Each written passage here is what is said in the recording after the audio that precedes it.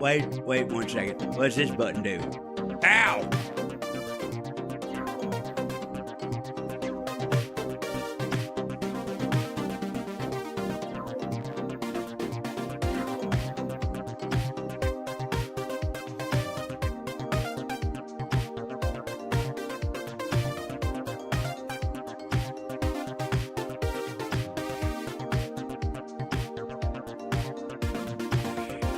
Hey.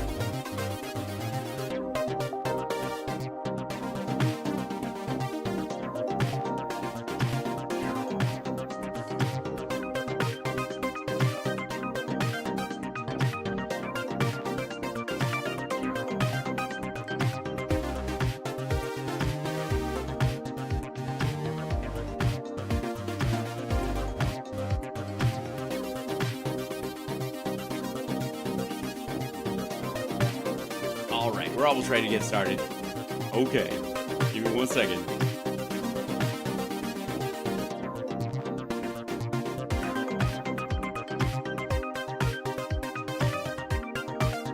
Hey, what the heck's going on? What in the world? That hurt. All right, 3 and 2 and 1, 1. Bang. Hey, look at that. Oh, and my earpiece just falls right out while I'm doing this. Hi, good morning. How are you? I was just doing Steph's show, and then I thought I'd come by and see you guys because, it's hump day. And also, our dear friend Philip Bittner will be joining us in the second hour. It's Housemarks Mornings, Megaworldwide, special hump day edition. How are you? That's the question. Not how am I doing. How are you doing? How you doing? Because I, for God knows what reason, myriad of reasons. One might or might not be a cat with a ball stomping fetish. Woke up this morning at like 2:45, and I've been wide awake ever since. Not quite sure why. Went to bed relatively normal time, around 9 o'clock or so, And so, about the time I go to bed, when I try to, anyways, try to get in bed around then. Whether I fall asleep is anybody's guess. But the point is to be in bed by that time so I can get up and do the morning show. And especially if I'm going to do Steph's show, which I have to be, up and bright-eyed and bushy-tailed for an hour earlier. And yet my body was just like, hey, whatever. Get up. Like, okay, I'll lay here and try to read for a little while and see if that puts me back. Nope. Nope. And then right about the time I'm like, maybe if I really just focus, I could fall back asleep because I can make myself sleep if I want to. But usually I have to be at least drowsy to sort of head in that direction. But I was like, man, I'm wide awake. And right about the time I think I could do it, Chip jumps on the bed and is purring before he even gets to me because he knows I'm going to feed him. So it just, I can hear him. So yeah, 9 on nights when I have to do radio in the morning. So there you go. But that's that. So hi, how are you? Good to say hi. How you doing? What's going on? What's happening? Also, hi, chat room. What are you guys doing? What are you doing? No, what are you doing? Tell everybody where you're from. What you doing? How are you doing? What are you doing? What are you doing? Have you? What are you having? Coffee? Tea? Is it the afternoon where you are? Are you having dinner right now? Am I interrupting? I'm sorry, and yet I'm not. Can I just make officially the dumbest joke I'm going to make all day? Can I just go if, if there's something strange on Capitol grounds, who you gonna call? Ghost buses. If something weird and looks real dumb, who you gonna call? Ghost buses. Okay, so in case you don't know this story, Clay Higgins, who, by the way, I don't know if you can. He's of course a Republican from Louisiana, rather. And I gotta say, I don't know how Clay Higgins either sounds like a character in an old Disney movie where, you know, you have a dragonfly named Evan Root who actually pushes a boat, and the rescuers are trying to save a little girl and her kittens from a weird lady who vaguely looks like she could be related to Cruella de Vil or is her aunt or something like that. And either the character Clay Higgins, who's, you know, the swamp-tastic, weird toothless character in there. No offense, Fekus. Or the character actor from the 50s that did the voice for it, right? I agree I should have Keith Olbermann on. I'd love to have Keith on. We'll make that happen at some point. I ain't afraid of no bus. Right. Rep Clay Higgins suggested the FBI sent ghost buses. If you look in here where they're parking a lot, who you gonna call? Ghost buses. This is, of all the stupid theories that the FBI, whose headquarters are in Washington, would have to bus in their informants from elsewhere. Why? Informants are with the groups. They're not FBI agents. Therefore, wouldn't they be coming anyways? What good would they fucking be as informants if they? This is very silly, man. Okay. Rep Clay Higgins suggests the FBI sent ghost buses filled with informants to incite the Capitol attack. Those would be agents provocateurs. I'm just saying, which is way easier to say than informants. Informants don't incite; they would be inciters. Passion and fire, love and desire, inciter. All right, it's kind of a take on a Kiss song. Opening track of Lick It Up, by the way, which is awesome. Just saying. The album title track often eats up people's knowledge about that album, but there's a lot. Million to One, also great. Young and Wasted, fantastic song. Anyways, don't get me started. At House Homeland Security Committee hearing on Wednesday, Higgins peppered FBI director. Hold on, I have to get somebody to come in who can translate this horse shit. 1 second. You rang. Okay, here we go. At a House Homeland Security Committee meeting hearing on Wednesday, Higgins. That's how you pronounce it, right? Higgins peppered FBI Director Christopher Christopher. How do you pronounce? Shoot, I don't know. Trump, how do you pronounce that name? Okay, yeah, right. Christopher Ray with questions about his agency's role on Jan 6.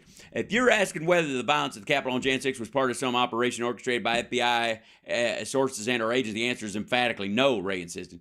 Are you familiar with, what a ghost vehicle is? Higgins asked. Director, you're director of the FBI. Certainly should. Director, you're director of the FBI. Certainly should. Hey, look, I'm not somebody that can cast aspersions on somebody else's grammar, but this is ass. Certainly should. You know what a ghost bus is? Ghost buses. That is fun, man. I don't even know why. A ghost bus, Ray replied, I'm not sure I've used that term before.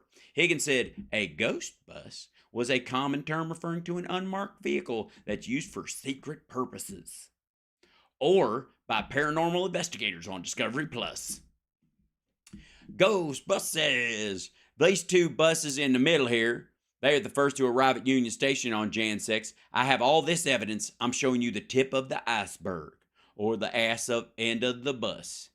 At that point, a Democrat of the committee noted Higgins was out of time, but the Republican lawmaker ran it on. I note that other members across the aisle have been granted time, and I object to my question being closed. This is a very significant hearing, Mr. Chairman, and these buses are nefarious in nature and were filled with FBI informants dressed as Trump supporters and deployed onto our Capitol on January 6th. Your day is coming, Mr. Ray.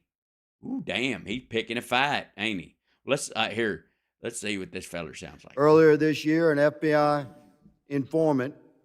Jesus Christ, man, you have a harder time saying your shit than I do reading it. Who is reported to have, his quote, he quote, you quote, we all quote me on that, under oath. Okay. Marched to the U.S. Capitol with fellow Proud Boys members. Okay, so there's an informant in the Proud Boys who turned on them afterwards or during or went, holy shit, these fuckers gonna kill somebody. I ain't up for that, and made a phone call. Or the FBI was smart and had somebody in this group of dickheads from day one. On January 6th. Was he leading them? Close quote. Right. Did he make them go? He marched with them. So he was outnumbered, I'm guessing. Does this asshole know how, undercover works at all? I mean, I know these assholes hate cops, but what? He said he was communicating with his FBI handler while people were entering the U.S. Capitol. Yeah, telling them, hey, these motherfuckers gonna kill somebody. You mean like that? Why wouldn't he be? Informants inform. You fucking speed stick. Can you confirm that the FBI had that sort of engagement with your own agents embedded within? That wasn't their own agent, dumbass. He said informant. Informants aren't agents, you asshole. That ain't an agent. What the fuck's wrong with you? If it's an undercover agent, then it would say, undercover agent contacted his superiors and said, holy fuck, these motherfuckers, should I shoot these dumbasses now or what? Into the crowd on January 6th.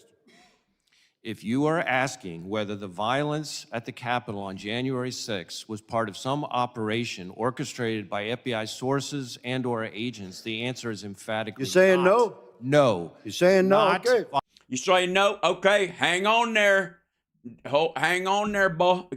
Settle down there, you evil Democrat put in there by Donald Trump. Violence orchestrated by FBI sources or agents. Are you familiar with you know what a ghost vehicle is? Director of the FBI certainly should. You know what a ghost bus is? Ghost buses. If there's something strange in your neighborhood. Property parked in. Ghost buses. A ghost bus? Ghost bus. I'm not sure I've used that term. Hey, Christopher Ray. Look, man, I know you're a big old fancy FBI agent. You ain't never seen Scooby-Doo? Fuck's wrong with you? Okay. Okay. We're all gonna pretend we don't watch Scooby-Doo. Is that the game we're playing? All right, fine. Well, it's pretty common in law enforcement. It's a vehicle. That is spooky. That's used for secret purposes. Oh, naughty. What kind of secret purpose? You mean parking up on Lover's Lane? Shit, then I had a ghost bus. Let me tell you what in band camp, forget about it and remember it later. Painted over. These two buses in the middle here, they were the first to arrive at Union Station on January 6th. You mean the ones that Justice Thomas's wife paid for? 0500. Yeah, if the ghost bus isn't rocking, don't come a knocking, y'all. I have all this evidence. I'm sure. It's a picture. It ain't evidence. You got to you need two things to make something evidence. Even I learned something from Hal Sparks's Megaworldwide show thing. I don't always watch, but when I do, it's damn interesting. He does cuss a lot, though. I mean, I ain't against it. I'm just shocked since he's such a hippie long hair. Showing you a tip of this iceberg. Mr. Chairman. These two buses The tip, very few icebergs are in parking garages. Mr. are Chairman. painted completely white. Completely white. Well, that's the best way to get them to fit in with the Proud Boys, don't you think? You don't think they're going to trust a bus that ain't white, do you? It's white. They were painted completely white. Point of order. Point of order. Sure. Just run over the time. I understand, but you'll recall that Ms. Jackson Lee's been allowed to go 2 minutes before. I've been very fair in letting people finish their questioning throughout my tenure as chairman, and I'll continue to do that, but you kind of, wrap it up. continue to be fair on that regard. But I will Well, then just say it. make a note to the members, if you could stay as close within your time as possible. We have a lot of people that want to ask these gentlemen questions.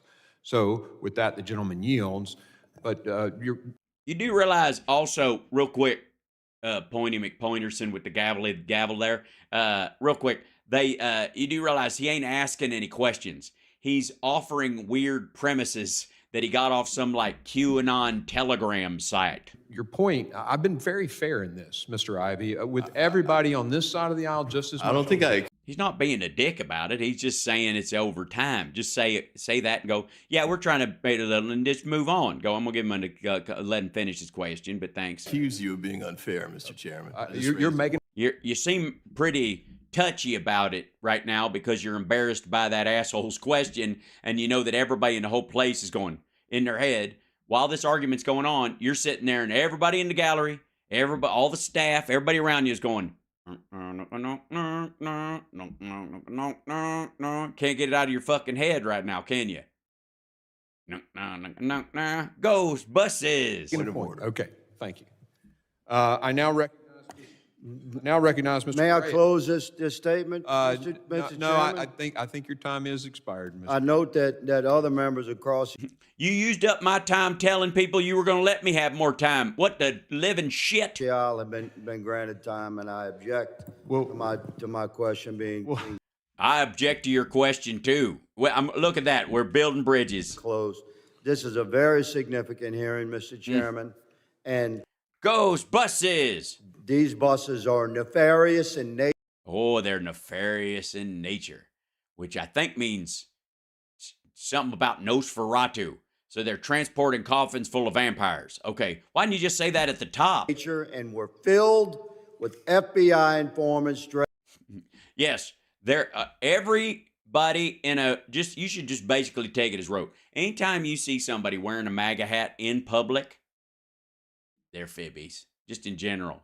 I mean, if you really think of if Donald Trump is the opium of the dumbasses, then this is like back in the 60s when they had more FBI agents dressed as hippies running around trying to buy and sell heroin than they had actual heroin and actual hippies. Dressed as Trump supporters You- and you- deployed unto our Yeah, my question is, I get that they dressed up like them, but when did they put on all the weight? Just a question. I mean, look, I appreciate the commitment to the role, but these FBI guys, I think their talent is wasted being in waiting around for the next insurrection or coup or something. These sons of bitches are the next Daniel Day fucking Lewis up in here. Good Lord. What, aren't they worried? I mean, you got to put on the real weight because you don't want somebody to go, hey, is that a fucking pillow? Mind your business. We're trying to break into the Capitol. You know what I mean? You put your life in your hands. What if one of these fuckers hugs you? Like, that don't squish like real fat. I know what that feels like. Have you seen my wife? You know what I mean? It's just not safe. Capitol on January 6th. Your day is coming, made your Mr. Ray. point, Mr. Higgins. I now recognize Mr. Correa of California for his. For 5 minutes of laughter. Hold on. So stupid. I now recognize anyone with a point. Does anybody actually have a fucking point? Anybody at all? Help me out here. Anybody? Yeah, it sounded like a threat, but he means your day is coming because you'll reap the whirlwind of the legal blah blah blah. This is stupid. Again, there's all this tough guy bullshit that, the problem is some rando, lone wolf, violent fuckwad, that's going to open fire on people is our biggest concern. It isn't that this asshole is going to muster up a gang of people to depose the head of the FBI like he's a fucking village lord in the 15th century. So dumb. Ghostbusters! Now, we've got some stories. How are you guys doing? Oh, so I jumped into, because people were bringing it up. Let's see if I can bring up my Notion thing, because I went in and I dove into, hi, I don't need, okay, let's see, yeah. Got to open this guy up. So one of the big stories that came out was doopity-doo, doopity-doo. Agree. All right. Take this out here and move this over here. And a story that some folks brought up, which I really appreciate. Got to close some of these goddamn. Let's see.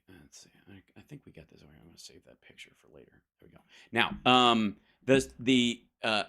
some people will remember the name Andre Derkash as one of the people that Rudy Giuliani was in contact with in Ukraine.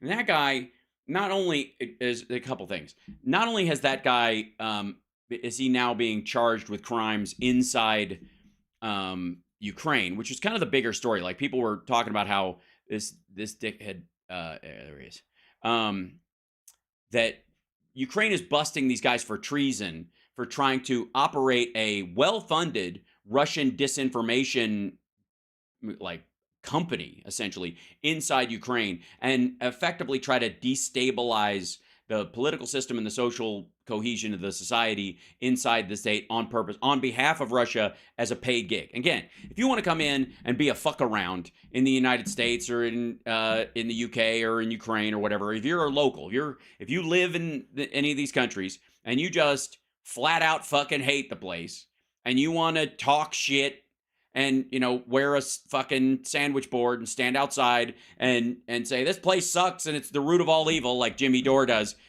and yet never leave because you enjoy all the perks of living on the back of the lion you despise. Whatever. Nobody cares. You have free speech in our country, and similarly in Ukraine and in the UK, you can do that as well. The difference is if somebody's paying you to say something on their behalf. In this case, where you're a propaganda agent. Basically, this is effectively the wartime version of an unregistered federal foreign agent. Rather, it's like, think of this as a FARA violation over there. Let me show you. That's this guy. Ukraine charges Rudy Giuliani's top local ally with Moscow-linked treason. This guy, he was Alexander. How do you pronounce it? Alexander. Christopher Columbus. That's right. So, Dubinsky worked with this guy, Andre Derkash, who's in all these pictures with Rudy Giuliani. He came over and did this documentary they all did together. Well, it turns out that everybody that he met with, that Rudy met with, in that was not just like, I found 4 different people to talk to about this shit all over the country and all over Ukraine. I drove to Odessa and Lviv and Kiev and these places, and I found these people who all believe like I believe and helped go. Okay, that shit, right? It turns out they all work together. That Kuliak, Konstantin Kuliak, Andrei Derkash, and this guy Alexander Dubinsky, who were all in Rudy's OAN special, which I gotta say, I still haven't been able to find. I don't know if they took it down during the part where Rudy was like farting COVID on everybody, or after he sweated motor oil, they were just like yanked it down. But he was there, filming this fucking thing, and he was like, "Look at all these people that all agree with me," and like they all worked together. They all were part of a $10 million scheme paid for by Russian agents to basically destabilize Ukraine. And in the lead up, by the way, this is specific. In the lead up to an attack the Russians knew they were going to make. Let's be abundantly clear. One of the things about the Hamas Israel thing that people are just washing aside, that are pro Hamas under the illusion of being pro Palestinian, and you know who they are. They're very distinct. They're the people who say river to the sea. They're the people who think Israel shouldn't exist at all. But when you pin them down on it, and when they say free Palestine, they don't mean the Palestinian territories to have a two-state solution. They mean drive the Jews out of Israel and call it Palestine and let those people own. Right? So fuck off with that nonsense. That's not the same thing. Those people are sort of all aware that after Hamas said they planned it for 5 years, this was all a rope-a-dope, we were bullshitting everybody that we meant well, and then it was just a sneak attack. Essentially, we just lulled everybody into a false sense of security, played nice for a little while we hid our strength and bided our time, like Deng Xiaoping, or I think it was Deng Xiaoping who said that. And the same thing with Russia. You have to look at Russia's completely optional attack on Ukraine on a date they set based on nothing that Ukraine did. And I don't want to hear shit about it's an 8-year delay from somebody bringing up that they should probably join NATO around the time that they were attacked in 2014. Just like, fuck off. They'd already attacked. It was stupid. The idea that, 8 years later, holy fuck, did we attack Ukraine? I forgot. It's been 8 years. Do it now. Like, it's just stupid. So the Russians knew they were going to do this at a time of their own choosing. It was not pertaining to it was not reactive to anything Ukraine had done. They chose the date, they chose the attack point, and they were going to go through with this and wipe Ukraine off the map. They just suck, so they weren't able to do it. But you have to see everything they did in the year before. I mean, I would argue multiple years, but very specifically in the year before as a lead up to it. You have to look at that attack and go, okay, what signs did we miss? How did we know?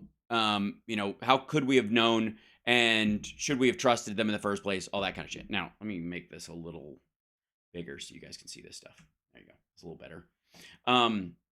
So the program that this guy was a part of, let me shrink this down. There we go. The program this guy was a part of was called, where is it? Buratino. And it was taken from a 1930s Soviet Pinocchio knockoff. So it was basically like, I want my bird. No, it's like he's in our story version of Pinocchio. He has giant nose and he can't eat, can't drink water. The glasses click against it, he's dying. And the only way he can make his nose smaller is to lie. So to stay alive and to become real boy, he must lie all the time. Lie constantly and without ceasing. And so he is just lie, and his nose shrink down to almost normal all this time. So that's Buratino. He's so cute.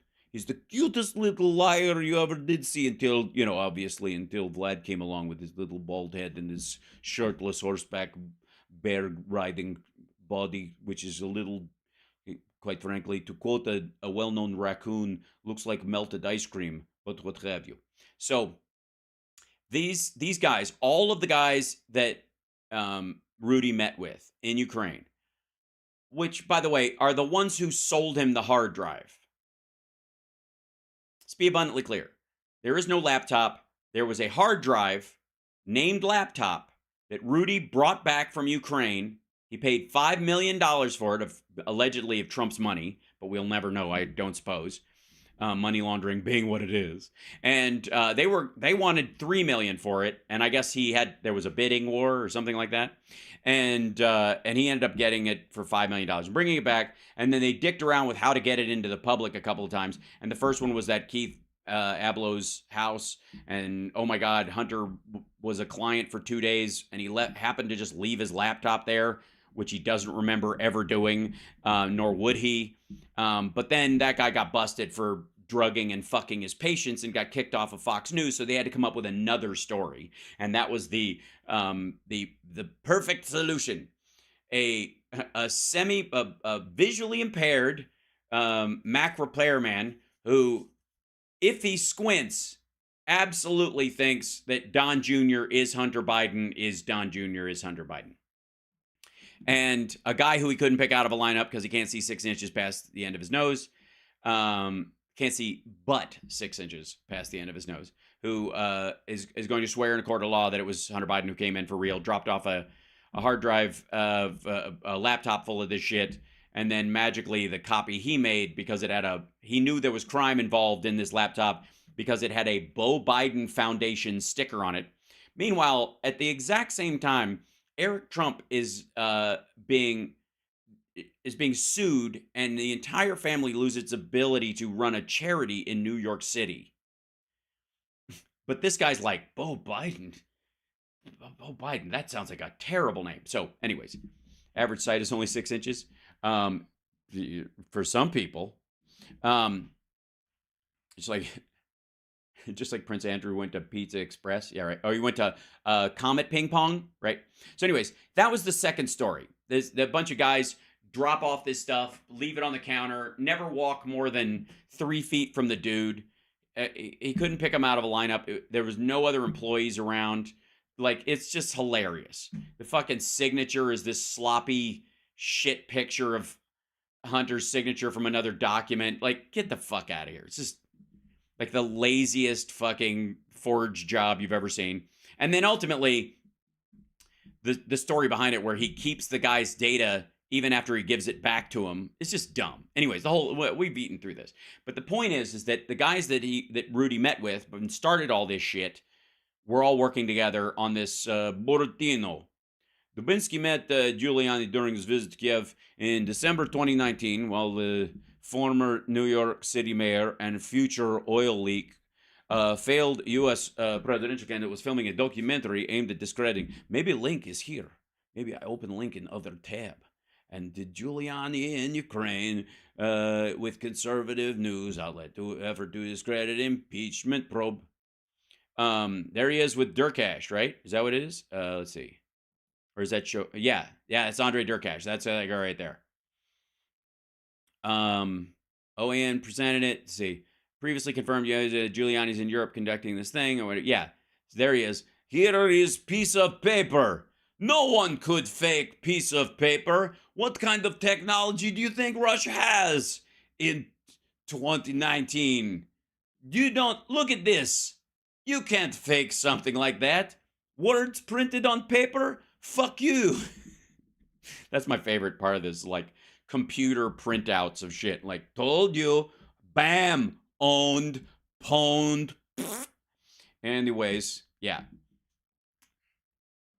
This douchebag. So I gotta find that. I gotta go back and revisit that since this asshole has been charged with treason. This is the other guy. So this is the Dubinsky guy. Durkash as well, the other guy in that picture. Has Rudy sold his apartment yet? I don't know. He's not on my Zillow favorites. Ugh. I wonder if his ex-wife or any of the staff can claim ownership of the glory hole in his office. Yeah. You remember that photo? Absolutely, Celery. So that was back when Rudy hadn't lost all his marbles. Well, I would argue that he was engaging in sort of he thought he was getting away with something clever. And because of that, he probably was sharper than normal. Like when it's sort of like a positive attitude puts you on your game and gives you a little bit of flow versus when you're feeling unsure of yourself like Donald Trump is, and we'll talk about that in a minute as well. But I'm sure that during this time he was like, I'm nailing this. This is my thing. Look at this. I'm gonna knock Biden out, and Trump's gonna make me Secretary of State. Right? This is the shit that in the second term, I'll make so much fucking money, and my secretary's gonna have to blow me all the time. And if she tells anybody, I'll hire a black helicopter to drop her in a river. That kind of shit. Like, just gross. Also, who is the giant tailing them around doing these Instagram titty pictures that he's doing? Have I had hast du schon Kaffee getrunken? I have not. I'm not drunk on coffee. No, I'm not. I have not had any coffee this morning. I made my girlfriend some coffee earlier, and I had to leave Steph's show to run up and do it. Luckily, I had 4 minutes for the break, and I did it crackerjack timing. I literally ran back down and put my headphones in, and the music was coming back. Did I say Mark Wayne Mullen, the U.S. Senator, got up, wanted to throw fists? Yeah, we looked at that yesterday. We looked at that clip a little bit yesterday. What a douchebag. Let's see. So, anyways, this is to push back against the whole, like, he was calling to leverage Zelensky, and so he's going to go talk to these guys who most of which who were in charge during the time when Russia was in control of the government under Yanukovych, when fucking when Paul Manafort worked there. So, anyways, pretty hilarious. Oh, and if I may, hold on, let me show you this. I need to do this picture. So, while we're looking at this guy, okay, lest you think this is like Biden is getting his, man. He is pulling some strings and telling Ukraine, you better get rid of these guys who are coming after me if you want any more money. First of all, he's not trying to withhold anything from Ukraine at all, and the Republicans are. So are the Republicans holding it back to protect their Russian hit team in there? Secondly, if you'll recall, let's see if I can do this. Yeah, here you go. This is a press release from the U.S. Department of the Treasury about when these guys were all sanctioned. Former Ukrainian government officials Konstantin Kulyk, Alexander Onishenko, Andriy Telizhenko, and Alexander Dubinsky, that guy right there, along with Durkash and his crowd, have publicly appeared or affiliated themselves with Durkash through the coordinated dissemination and promotion of fraudulent and unsubstantiated allegations involving a U.S. political candidate, Joe Biden, for the record. They have made repeated public statements to advance disinformation narratives that U.S. government officials have engaged in corrupt dealings in Ukraine. These efforts are consistent with, in, and support of Durkash's efforts, acting as an agent of Russian intelligence to influence the 2020 presidential election. Boom. Well, I guess even Biden's got the Department of the Treasury on his side. Oh, wait, this was released in 2021 by Steve Mnuchin. Yeah, January 11th, 2021. That's Steve Mnuchin is still Secretary of the Treasury. So this statement was put out under Donald Trump. Treasury takes further action against Russian-linked actors. Today, the U.S. Department of Treasury's Office of Foreign Assets Control took additional action against 7 individuals and 4 entities that are part of a Russia-linked foreign information influence network associated with Andrei Durkash. The Russian agent Durkash was designated on September 10th, 2020, pursuant to Executive Order 13848, for his attempt to influence the 2020 U.S. presidential election. Let me restate that. Come here. Hold on. Let's see if I can make this a little bigger so it's a little easier to read. September 10th, 2020, pursuant to Executive Order 13848. Now, who would have signed Executive Order 13848 on September 10th of 2020 that would designate Andrei Durkash, who was working with Rudy Giuliani, as a foreign agent working as with a Russian influence operation to try and affect the 2020 election? Russian disinformation campaigns targeting American citizens are a threat to our democracy, said Secretary Steve T. Mnuchin. The United States will continue to aggressively defend the integrity of our election systems and processes. Yeah. So everybody who's like, there, we're definitely going to see some right wingers out there in the, in the news circles going, "Fucking Biden's finally, he's rounding them up. He's going after them, and he's going to make this is all. They're just the long knives are coming out." Whatever. Meanwhile, yeah, this happened under Donald Trump. Yeah, he signed an executive. As a matter of fact, should we look at that one? Let's look at the executive order. You know what I mean? Like, why the fuck not? Let me try to let's see if they do that real quick. Hold on, let me jump over to you guys real quick and say hi, and then I'll go paste into this thing, and then look it up.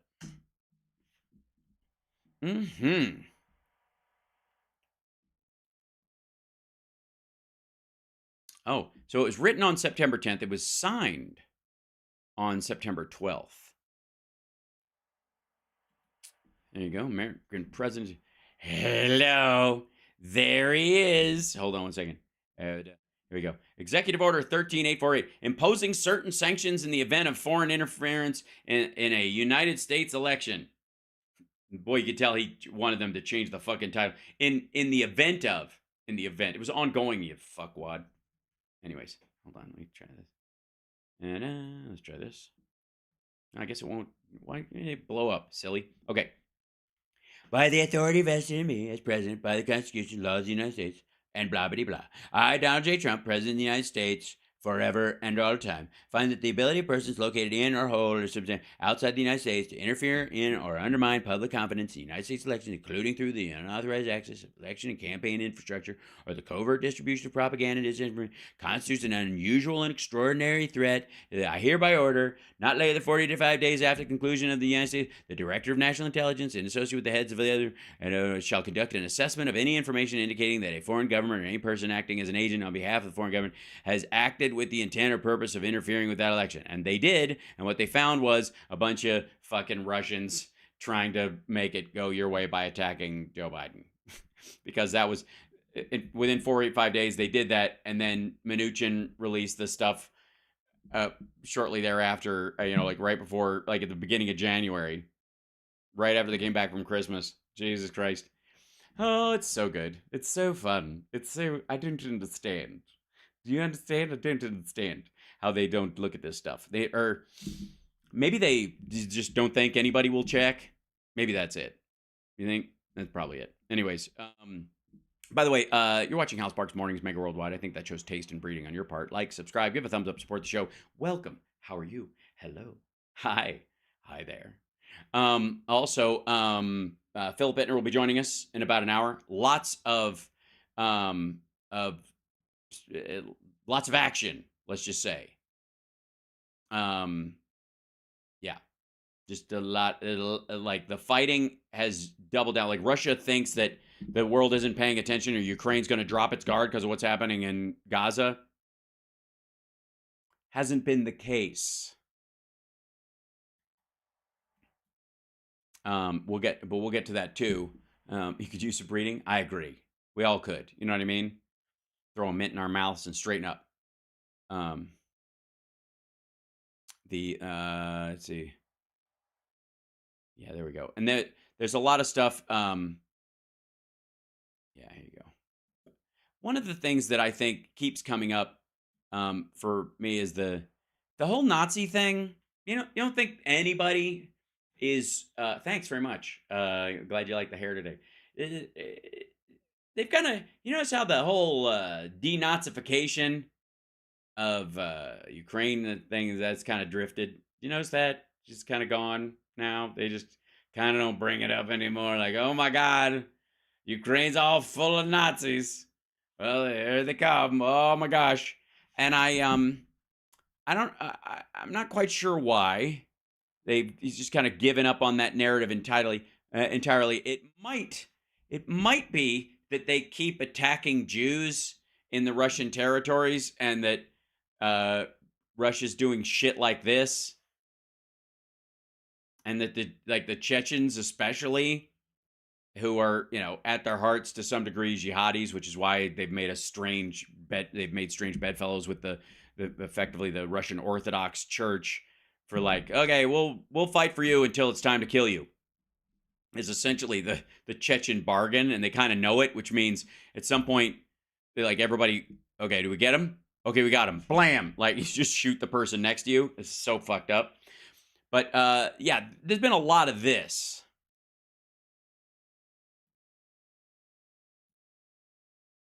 Yeah. They're making a point of it. Yeah. Benjamin Netanyahu and cohorts are now the Nazis? No. No. No. Because the Nazis didn't just want to displace people. Just for the record. That's why you hear the fallback is ethnic cleansing instead of genocide. That's why, like, that's where all the folks that are trying to gain a little ground in their attacks on Israel in this circumstance are trying to say it doesn't work as genocide. So they're like, because the population has gone up crazy in the last 20 years. But the idea is that, they're trying to move them out. That's ethnic cleansing. They're trying to move them elsewhere. Well, that's as maybe. Doubtful, but that's as maybe. I mean, again, they're making decisions about how safe they are with these people right next door. That's an issue you would have to make. I don't think they don't want to broom everybody out. As a matter of fact, there's a political impetus for them to broom everybody out, wipe out Hamas, let the other people come back in, and then start helping them rebuild, and then build on the goodwill of that over time and try to patch those holes with like reconciliation groups where they go, hey, Hamas killed my daughter and your son was killed in one of the bombings and and yet what do we have to fight about? Those kind of things. That's how you solve these things long term. But yeah, there's moving people out temporarily or moving them out and having them live someplace else is wholly different than what the Nazis planned for everybody. I mean, I know we like the term Nazis is a generalized slam, I suppose. But because it involves Israel and Jewish people and stuff, you kind of have to be more specific. That makes sense? It does. It's when it doesn't involve a situation where one party wants the Jews to disappear forever, then you can kind of use Nazis in a Seinfeldian way. You know what I mean? A soup Nazi, as it were, right? Will Europe pick up the slack of the Ukraine funding? Yeah, they already are. Yeah. Colonel Klink is asking about that. Yes, they are. And we're already, we've supplied them we've got stuff that's rolling in on the regular. This is just backfill, and some of it's ammunition for the stuff that we have. And it's still coming in because, again, they have other channels through Lend-Lease. That's why he was asking for money, because he has to buy it through the Lend-Lease. He has to shore up the investment through, like, the storage of money, essentially, for credit on this kind of a system. I mean, we didn't make UK do that the whole time, right? But there we go. I mean, it's a horrible situation, and it's definitely a struggle for them. But they're not going to run out of arms and before Russia does. And Russia's already falling back to getting most of their ammunition is coming from North Korea right now, which is not a good sign for North Korea, because those folks don't work well hungry already. So imagine all that work being thrown into somebody else's fight. Yeah. So Steve only eats clam chowder. Steve Mnuchin? Really? That's a interesting thing. I hope that's not a euphemism. It might be. So a couple other things. Well, we'll get to that in a second. And then make sure my window is open for Phil when he arrives.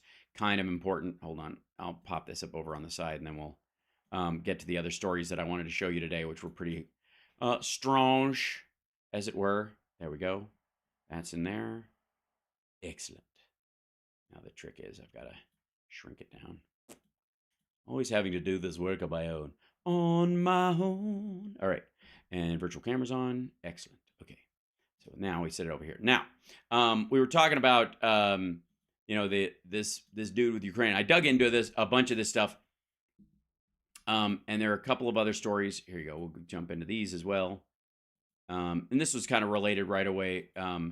There's two kind of parallel stories that are very curious to me. One of them is the fact that like Macron is just like Biden calling for he wants a ceasefire, but Biden wants these humanitarian pauses so people can get out of there. The problem is at this point there's almost nobody in there, and I'll show you one of the things that stands out. So the New York Times has had some of the most curious coverage.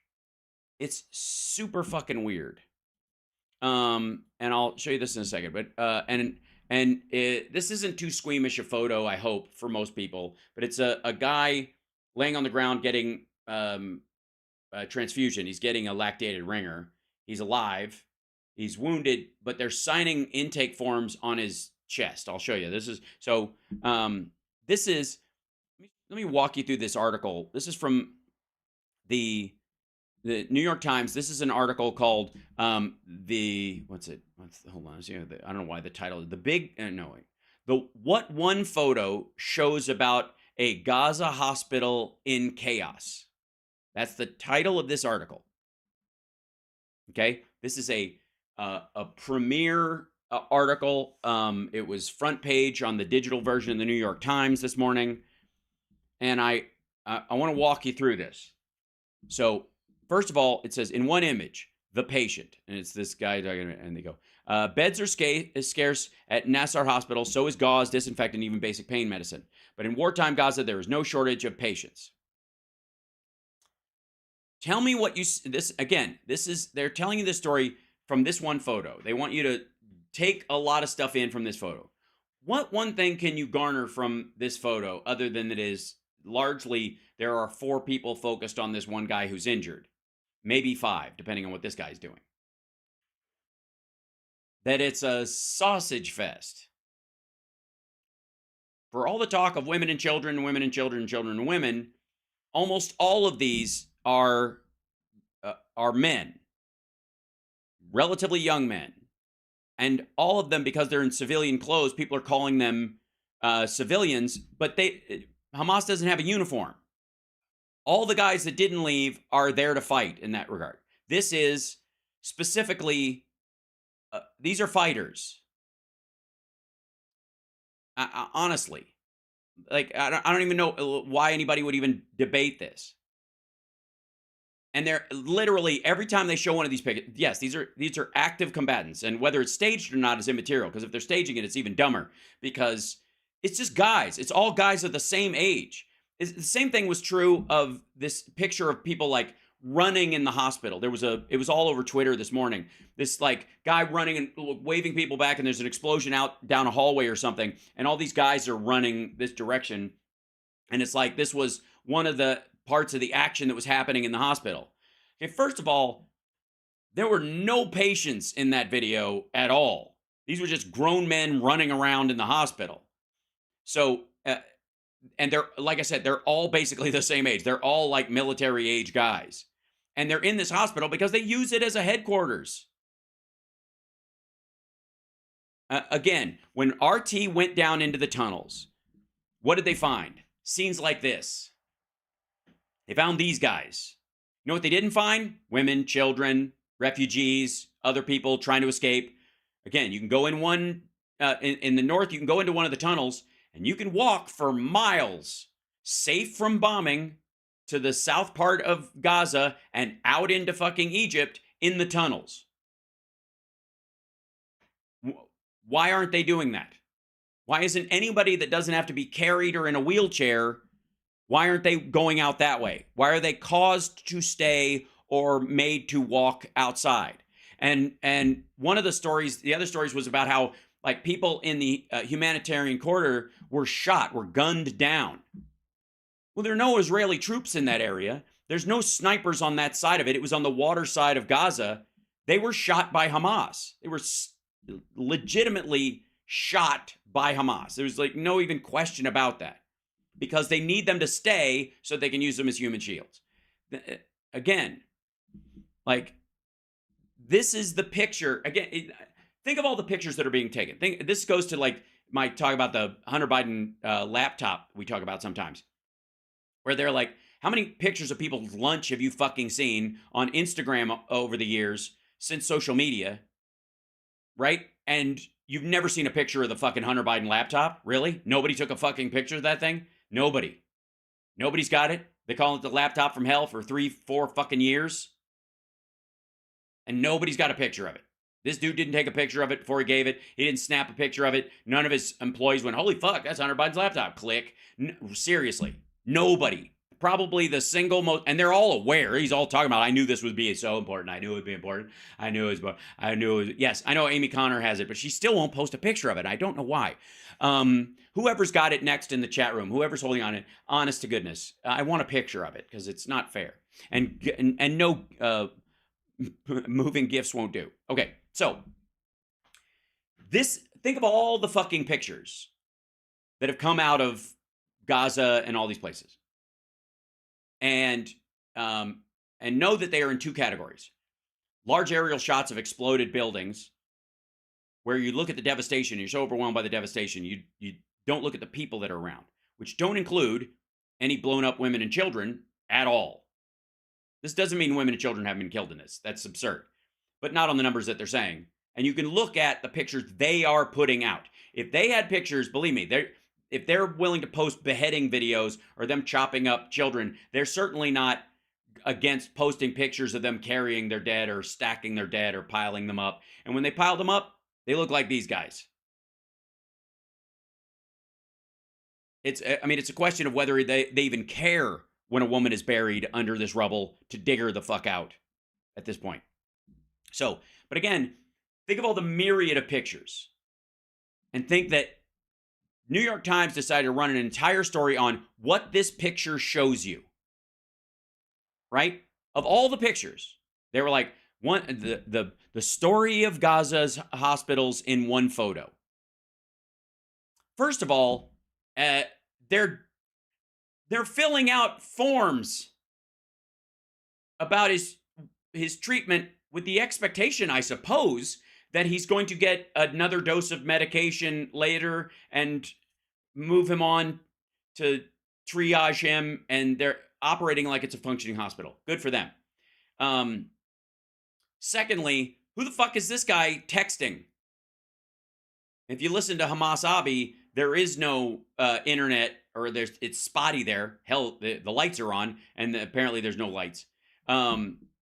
This guy over here is out or gone, or they don't even kind of say.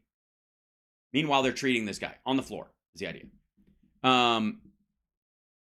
They go, okay, with the wounded streaming in after an explosion in the southern city of Khan Yunis, this doctor knows he has little time to tend to his patient before he must move on to the next.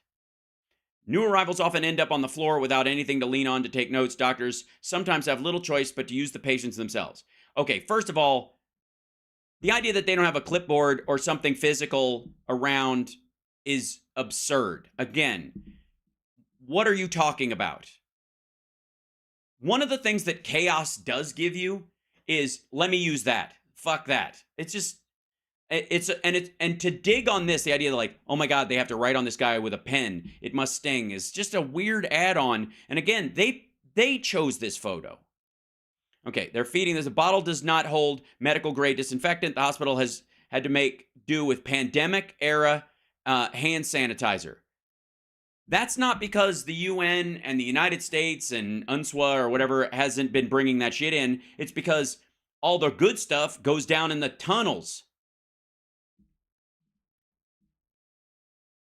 It was 8:15 in the evening on October 24th, 2 weeks into Israel airstrikes that followed a bloody attack by Hamas. This man was among the wounded in a residential area. And he's the same age as the other guy.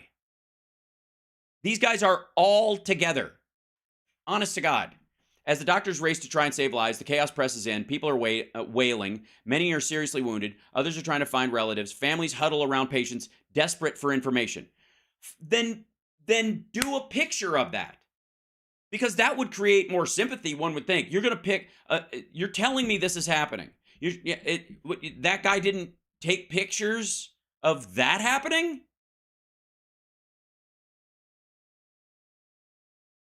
And again, this isn't me picking a picture offline and going, hey, look at this bullshit, and ignoring other stuff. This is New York Times writing a front page level story about one photograph of basically a military triage on the floor of a hospital, while telling you that in the background, just trust us, there's families huddling around, there's wailing and crying, and there's definitely children, definitely other stuff. That definitely, yeah. Israel has lost the moral high ground. How facts? No, it hasn't. People are trying to make it. That's the objective of. I would argue that's what the objective of this article is. And Phil will be in here in a second. There we go. Those patients who are safe cannot expect to stay long at Nasser Hospital. They're quickly discharged into city in ruins. Every bit of floor space is needed. Red, yellow, green. They're yelling. Okay, this is for like how bad people are and stuff. That's how triages work. Anyway, I mean, Katrina, 9/11. We're all familiar with how that stuff works. The air at Nasser Hospital is pierced with the cries of medical workers getting their first look at patients coming in from a city under siege. Red is not good. It is for the most seriously wounded people, but even the other codes offer little comfort in a hospital stripped of the most basic necessities. It's generally very difficult to learn much about the patients I photograph. In this case, the man with the medical forms on him was said to have been pulled from the rubble. What was his name? I do not know. Did he survive? I do not know that either. But he appeared to have two things possibly going in his favor. He was green. He was given a space. It was only on the floor. Philip, I'll be dragging you in 1 second, my brother. Give me 1 second. This is, and again, this is less about less about a lesson of who's right, who's wrong in the Israeli-Palestinian conflict, blah, blah, blah, and how news is delivered to you in these circumstances, okay? Because I want you to remember what I told you about the yeah buts? The third paragraph, there's always a yeah but. This is the yeah but. It is generally very difficult to learn much about the patients I photograph. In this case, the man with medical forms on him was said to have been pulled from the rubble. What was his name? I do not know. Did he survive? I do not know that either. But he appeared to have two things possibly in his favor. He was green. He was given floor space, given space if only on the floor. The hospital cannot afford to waste time on those who clearly won't make it.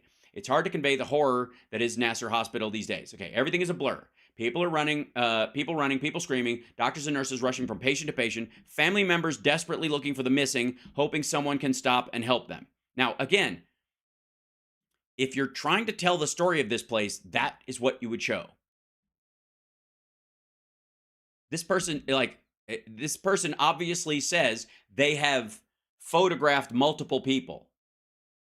Every sense is assaulted. The smell is very difficult. It's like burned skin or perhaps charred tire mixed with the odor of blood and flesh. It's a very strange and specific smell because they fire rockets from next door, dummy, and it's an actual hospital. Both things are true.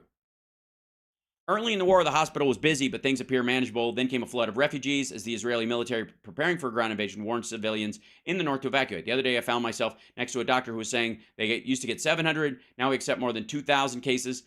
That's because there's 40,000 Hamas soldiers. Like many hospitals in Gaza, fuel shortages tied to this Israeli and Egyptian blockade left Nasser struggling to keep the lights on and the equipment running.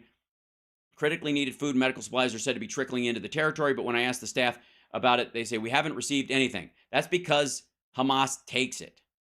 And this is the interesting part. So the children come in shivering with fever and with no acetaminophen. Little can be done for them. I often pass by the pediatric unit, which is always full. Because all I've heard essentially is that Israeli indiscriminate bombing is just killing children left and right, and they just kill children and they don't care. And this person is saying that the children are coming in with fever, which is serious, and they have no acetaminophen to help break the fever, so they're taking care of them. But this is a wholly different story than the top of this. Why didn't this person show the pediatric unit, which is always full? Why is the article in the New York Times this is all I can tell you. This is what I've seen with my own eyes. Written by Eric Nagorny. Well, then why are you showing me a picture of military-age men triaging a dude who obviously had a rifle in his hand not too long ago? Or was, running and honestly. I'm criticizing the New York Times and I'm criticizing this story as an absolute, I wouldn't even call it a propaganda piece. I just think it's, again, this is an assault on empathy. Yeah. Okay. So this was written by him. Samora Abu Eluf is a freelance photographer based in Gaza City. She's been working for the Times since the Israeli-Gaza conflict of 2021. And is he translating it for her? Because it seems to be first person on her behalf, or she writes it, and that's very strange too, because it's written in the first person about this particular the photographer. They basically come in and say, that it's from the voice of the photographer, and yet. So hold on one second. I'm going to bring in my dear friend Philip Ittner, who's been in these far too close to situations like this over time, and I think can bring in a perspective on these things, and perhaps answer some questions in this. Philip, if I let's see, let me turn you on right now, see if I can hear you okay. And I think I do. I hear sound. Test. Hello. There you go. Hello. And ladies and gentlemen, Philip Ittner joining us this morning. Thanks, buddy. How are you? Good, thanks. I don't see you, but that's, yes. One second. as long as you can hear me. There you go. Ta-da. There we go. Yeah. We go. There we have it. So I've been listening. I haven't read this article. Okay. So this is a New York Times article from the hospital. Yeah. And here's the issue I have with it. The picture that there has been a real issue, what I would call hashtag sausage fest, which is the pictures that are coming out of northern Gaza that Hamas is putting out, that the UN is putting out, that the Israelis are putting out, that independent journalists are putting out, are simply adult males, not a woman, child in sight anywhere. I would take that back. There are some young boys that are 12, 13, 14 years old, little, obviously runner kids that are around the men. But for the most part, everybody else is out. That are even around the rubble sites.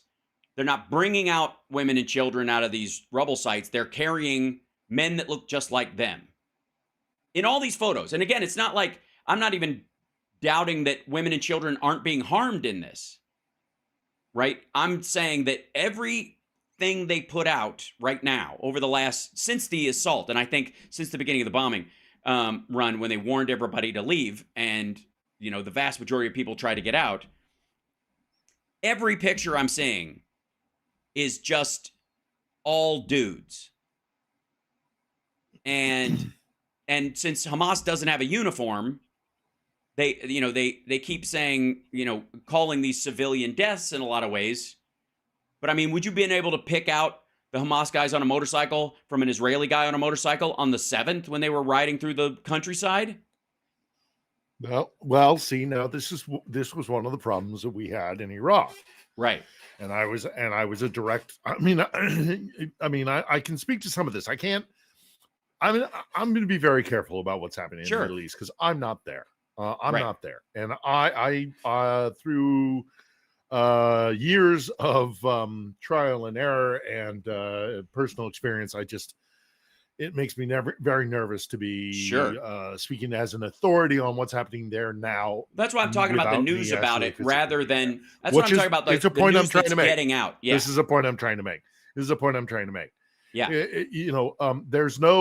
There is no substitute for on the scene reporting. And there's a lack of that. And we'll get into obviously talking about what's happening here.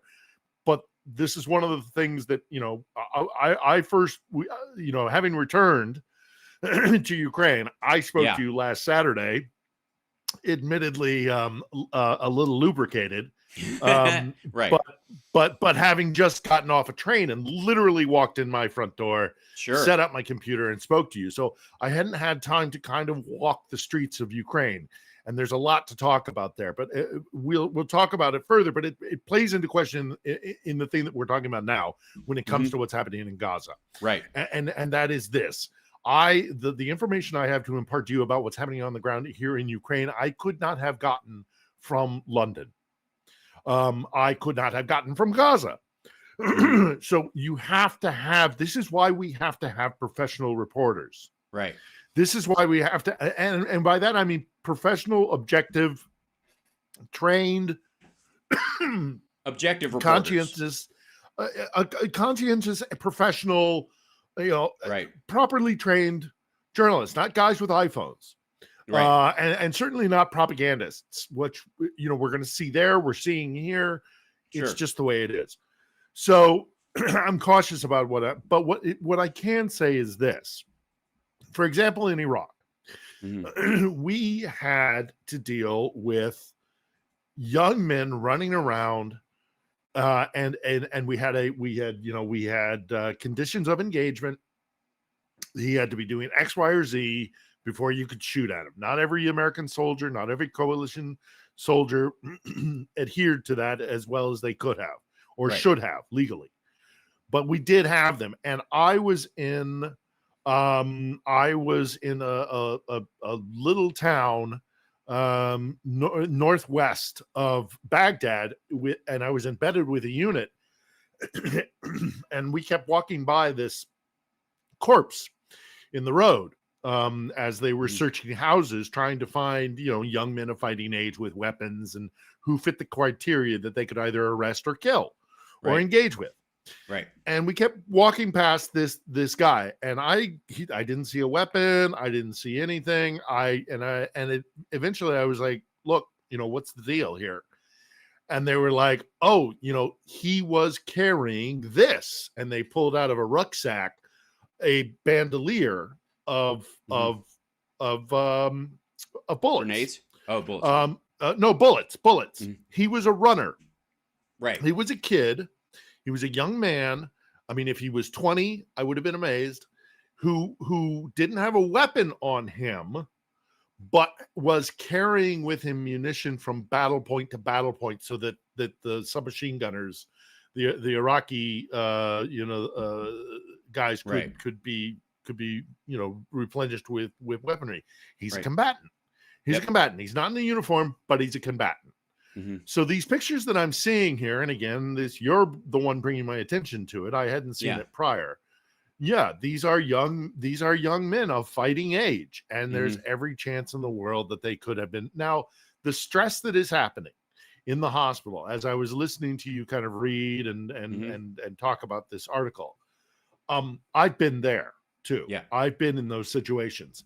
The one that pops into my mind is in Benghazi, in Libya, where the Gaddafi's troops had fled the rebels and the international airstrikes, and had the only people left in authority were the Boy Scouts, and some of these 17 and up guys who had been veterans of the Boy Scouts. The only thing that Gaddafi would allow to be trained.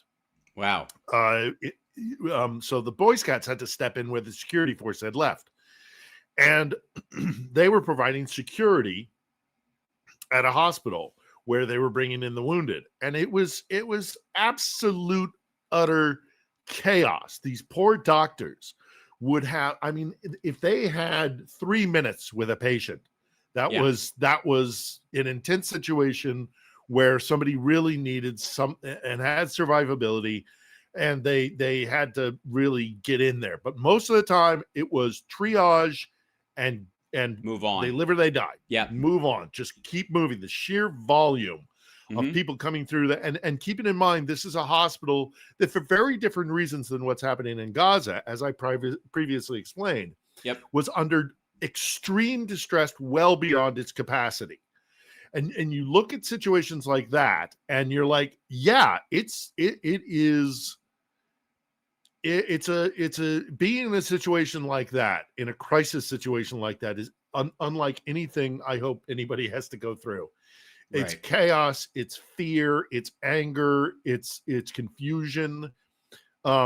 And I mean, confusion can be deadly in some time Yeah, at certain of times. You course. know, you're running around like a chicken with your head cut off. It's why one of the main reasons I got my tattoo Hmm. about keep calm and carry on is that one thing I've learned in combat is that it's fear and chaos and that seed Yeah. of thing that gets the amygdala starts going and the adrenaline Absolutely. starts going. If you lose control of your emotional state, then all logic and reason that would save your life goes out the window. Yeah, And so that's that. Hence that statement at the time was because it was so. I mean, the entire UK population was shell shocked during that time that's as right. London was being That's bombed and all exactly that right. kind of stuff. And what you had to do was like almost like it's a form of hypnosis. Focus in on a single point of worth and just move towards Yep. it. You can't get if Or you can get overwhelmed. yeah, Yeah. or what I used to do, and God, I hope I Hmm. never have to do again, is to make a conscious decision to go 1 second, just take one beat, Hmm. just break from Take the a breath. chaos of whatever is Right. happening around you, and you take it can be a millisecond, it can Yeah. literally be less than a second, but to take a moment and go, I'm in this situation, this is Hmm. happening, I have to deal with this. Right. And center yourself. It's not a hard and this is something that combat like guys in uniform in combat do. You know, panic is and it spreads. Panic Panic kills. spreads. Yeah. It's absolutely like an infectious disease that can go through a crowd and then things start to deteriorate and people are making bad decisions and everybody's running in a whole bunch. So I get the atmosphere that is being described here at the hospital, just as Right. I experienced it firsthand at that hospital in Benghazi. Right. So I get this whole thing. War is awful. Chaos is awful. Crisis is awful. People deal with them in different ways. Hmm. But the atmospherics of what I again, this is where I start to get careful again, is because I wasn't there. So I can't speak, but I think your point that you're making Yeah. of this, like this is somebody who was reacting to um an Then awful surrounding right. and then weaponizing that the chaos of that so that it elicits a response, an emotional response in you. Right. And without actually having been there and been through either that particular circumstance or circumstances like it, you're not going to fully understand what's happening here. This is one of the problems when we talk Mhm. about news, Right. where I get frustrated because we don't educate our young and we don't educate ourselves about information consumption. Right. Your news is not a television screen, It's not a a window. photograph. It's not a window. Yeah. It's not virtual reality. It's not a way for you to step through the looking glass and be there. You don't Hmm. smell the smells. Yeah. You don't have the temperature in the room. You Yeah. don't know And what sometimes is that's happening valuable. just outside the Yeah. frame. Yeah, of Right. course. Sometimes Of that's valuable course. because you can make It's not you just can make sometimes. broader It's not just decisions. sometimes. Right. It's most of the time. Right, but as Most far of as the relating time. to it, you can do Yeah. what's called, I would argue, Or over conveying relating, it. and that's what happens with the sales of these stories. Is that it's weaponized empathy. They take your good impulses and effectively make them bad. The idea Mhm.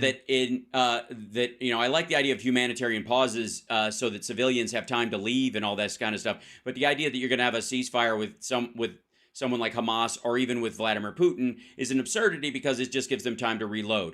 The idea that you would have the ceasefire between the person doing the sexual assault and the victim as if both are equal partners in this exchange is an absurdity. So it's an ongoing thing. Now let's get into some of the actual stories that have come out too, because there might be some stuff that I want to bring up and you want to bring up. So what are the big kind of changes and stuff you've seen since you've been back Here in Ukraine. Here in Yeah. Ukraine.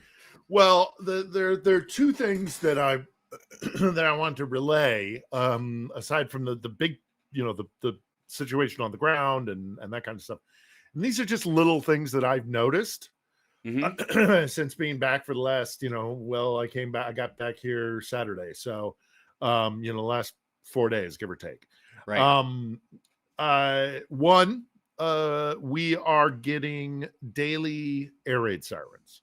Right. And these air raids, and when I had left, we were getting maybe well, a handful. I don't know, whatever it was, a handful of air raid sirens a week. Certainly not a daily occurrence, and certainly not air raid sirens that last for hours and hours. And that's what we're getting now. And I'm still, being in Kiev. I have the better air defense systems surrounding me. The best air defense systems in Ukraine are centered around the capital, as they should be. We need more, but for now, that's what we have. That's right. And so for a rocket attack to actually get down to the center of the city means it has run a gauntlet of a great deal of different air defense systems. Right. So I think, and this is, take it with a grain of salt, this is my putting one and one together, is the fact that these hour-long air raid sirens are about a deluge. We're getting attacked. We're just not hearing it in the center of Kiev. There are air defenses that ring out from the capital, that defend us. But the fact that normally what would happen is a cruise missile or a drone or whatever would be directed at us, and we would have an air raid siren for 45 minutes, hour and a half, something like that. While they dealt with a handful, or while they tracked a cruise missile, or while they were waiting to see if more would come. We're getting like 4 or 5 hour long, more in the ballpark of 4 hour long air raid sirens every day since I've been back. Wow. Which again, I think is not, I think it's because we are getting attacked as much as that. We just haven't, we're just not being told the number of munitions that are being lobbed at us, probably partially because of security concerns. Right. So that's one thing I've noticed, and it's a big thing. That's not a small thing. And an addendum to that is that people are taking it more seriously. Right. People are way more serious. But shops are shutting again when there are air raid sirens. It used to be when I left in summer, and maybe it was just the lackadaisical atmosphere, like tired of it, or people were like, and that was like it's like Chicken Little, at a certain point, and that's part of the problem. But they would, when I left near a month ago, people, when the air raid sirens would come, they'd click it off their phones. Maybe they'd think about going into one of the underground sections that connect go into the streets or whatever, and we've talked about that in the past. But generally people were pretty lackadaisical about it. Right. Not now. Something's happened. There's a different attitude. There is the sense that we could really be getting pelted as fall and winter descend upon us, and they want to, because they can't do it with troops. Exactly. They certainly can't do it with troops, and I think they learned. We'll see what happens. I don't know, but there's a lot of people talking about how they may have learned their lesson from last year, and they might look to do what Hamas did with just sheer numbers, big and small things all coming all at once, and just hope to overwhelm your air defenses. So, but people are taking it more seriously, and that means not only are we getting daily and longer air raid sirens, but we're clearly it's preying on people's sense of security. So shops do close, and people do go take it very seriously and go to shelters, as they should. That's the smarter thing to do. But again, it's a Chicken Little kind of thing. Now, the second thing, that's really one thing put together, the fact we're getting longer and more daily occurrence kind of air raid sirens, and the fact that people are taking it more seriously. That's one thing. The other thing is people have left. The international press corps is gone. International press corps, they're all down there, nowhere to be seen. To be seen. I went up to the Intercontinental Hotel yesterday just to kind of see. Mhm. It's right next door to where all the tanks are outside of the debris that they put outside of the church.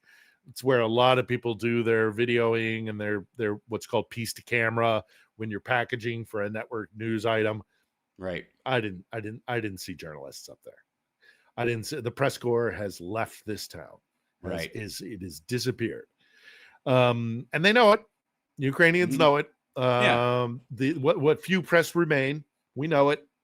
It's exactly what Russia wanted Yep. with the assistance that they gave Yeah. to I mean, Hamas and can yeah. Well, continue the to idea give. is that like we'll buy stuff from you, and you can use that money to fund Hamas, and you promise us they're going to start some noise as a distraction, so we can continue doing what we're doing. Then we'll have your back later on if they want to go through with it. We'll back Hamas against Israel with you guys, and it'll be and it'll be BRICS and against the world. And the new I in it will not be India; it will be Iran. And that's it, that's the promises that they're making. It's not going to amount to a hill of beans, but that's No. definitely what happened. And Yeah. in the immediate term, right now, as we speak, it is being successful. I don't think it's going to be successful long term.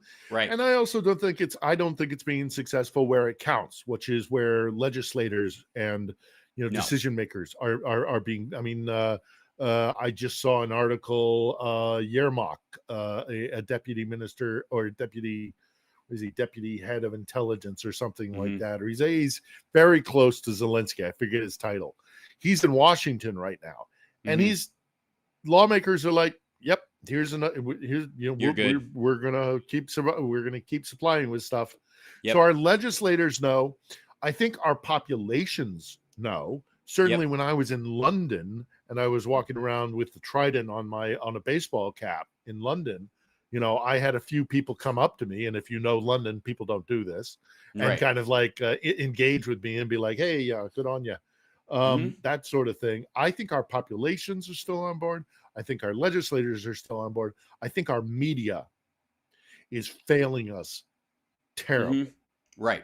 Well, I mean, terribly. it's there's I there's had like two elements of it, like cloud chasing and if it bleeds, it leads, and they're bouncing around like yeah, a ping pong ball, and then doing their kind of both siderism reflex with Trump and whatnot. So they're looking at this like, well, on one side you've got Ukraine, and the other side you've got Russia, and on one side you've got Israel, and the other side you've got the Palestinians. They're like, that is not a descriptive of what the fuck is happening at all. no, And the no, idea that and it's nor is yeah. it the shiny object that'll keep people. And it's not just the shiny object that'll keep editors in New York. Sadly, as much credit as I do give to our populations who are supporting Ukraine, I also Mhm. think, again, with the lack of education of how to consume news, Mhm. they are part of the. I mean, they will give ratings to a news organization or clicks or whatever, Right. and that will only encourage them. But because this is the new conflict,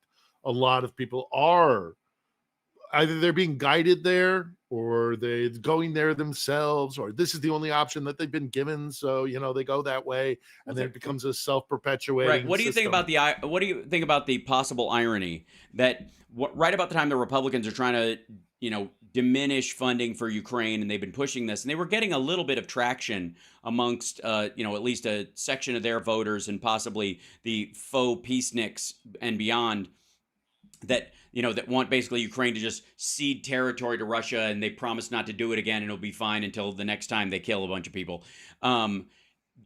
What do you think of the idea that, ironically enough, as Russia was hoping this would be a bait and switch kind of a situation where you distract like a magic trick over here while they do it, that ultimately it's doing the opposite in terms of it's drawing the air out of the conversation about Ukraine funding as far as for the military from the Matt Gaetzes of the world and the like, and drawing it to drawing a contrast to how they feel about funding Israel or supporting the Iron Dome or something like that. Suddenly it's not a matter of money anymore. It's a matter of where the money goes to people that you think you can sell to your constituencies. And in both cases, Biden's just going, well, I'm going to try time together. If you want them to pass, you got to have both. Sorry. And they're so busy fighting for the Israeli funding that they'll let the Ukrainian funding slide, and they're also getting border security stuff here.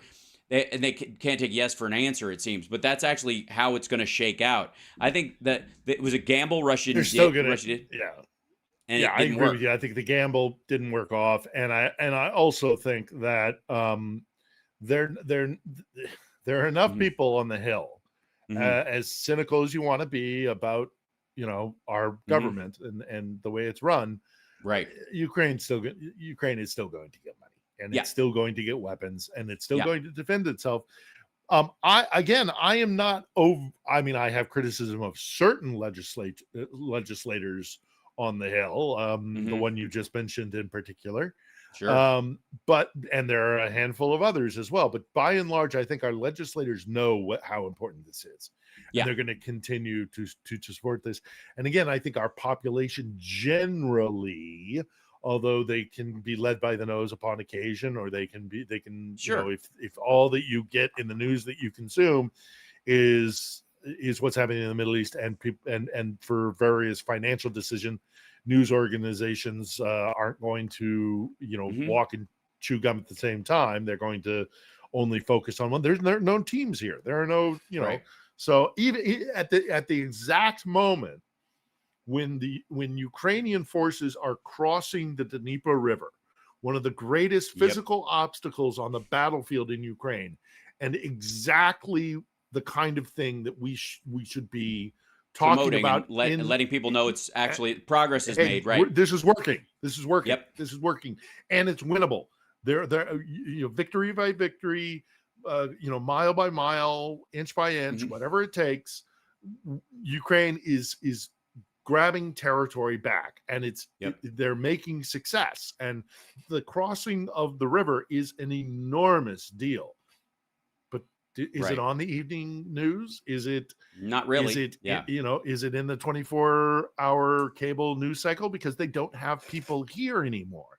Mhm. That's one of the reasons. It's a Yeah. Well, major I also primary reason. it makes it more important that you're on the show regularly, and I think that's a good thing. And you were here before they came, and you'll leave after And they're I'm all not the only gone. one. Right. Yeah. Yeah, Totally. I'm not the only Um. one. There's my lovely friend who's down in Kherson, Zarina, who Mhm. I went to the market with in Odessa. She is physically in Kherson. Nobody else is there. She's, as Right. far as I know, the only, if not one of the only people putting out stuff for the foreign press. I know she's down there with my friend Paul, who's a photographer. Um, but she's still there. There are other independent people who are here in the capital. They'll come and they'll go. Um, they can't, they can't take it completely off the radar, and those who want Mhm. to know will find a way to get. And so I'm Right. not going anywhere. I'm going to keep doing this. Right. But I knew this was going to happen, and it's part of the Right. reason why I didn't take the job offers that were handed to me at the beginning of the war by a variety of different networks, because I knew They eventually would pack your shit and move that you someplace else really they would quick. come to this. They would come to Right. this. If it wasn't Hamas, it would just be a budgetary thing of like, why are we Mhm. spending so much money in Still Ukraine? here. Right. Yeah, right, exactly. So I made the decision long ago that I wasn't going to work with them, because I knew, well, and this is the major criticism I have with our larger news organizations, as well as how we are taught to consume news. Mhm. People get upset with me because, of course, everybody wants to blame the guys that are doing the news. Well, it's true, they hold responsibility, Mhm. but the consumption of news and how you consume news is a responsibility of the audience as well as the creator. So Mhm. the journalists who are in the field do the best they can. The corporate heads back in New York or London or wherever, well, they have their own interests, and I'm hypercritical. I'm extremely critical of them, because it tends to be that they look at the bottom line first Right. and foremost. But another component of this process is you, the consumer of information. Mhm. And we need to be smarter about how we consume Agreed. information. Especially Yeah. when I covered a story earlier this morning.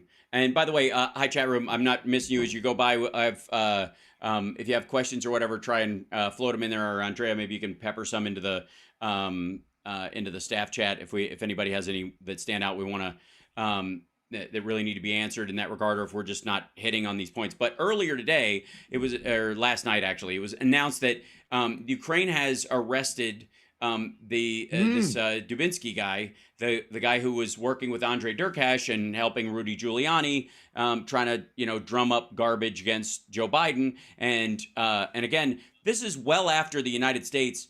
Under Donald Trump and with Steve Mnuchin as the Secretary of Treasury, had already put sanctions on this dude as part of a Russian intelligence scheme. Anyways, the Ukrainians just slow walked it because they're, I guess they're trying to be nice to their own people right now. They got a lot of fish to fry. But that story came out today and is a huge turning point in all this stuff because, it basically knifes the tires on yet another dumb talking point that's anti-Ukraine and pushes back on the support structure of it. That said, couple of things. Does the new House CR include Ukraine funding? No, it does not. Just saying. The new House CR is just a continuing resolution about that stuff. They're going to have a separate bill that will include Ukraine, Israel, and border funding. That's the only thing that will pass. They're going to let Mike Johnson basically put it up for a vote. It's going to pass with a lot of Democrats. It'll pass in the Senate, and then it'll go back, and then they're going to fire him. They're going to get mad at him and blame him for not being an asshole.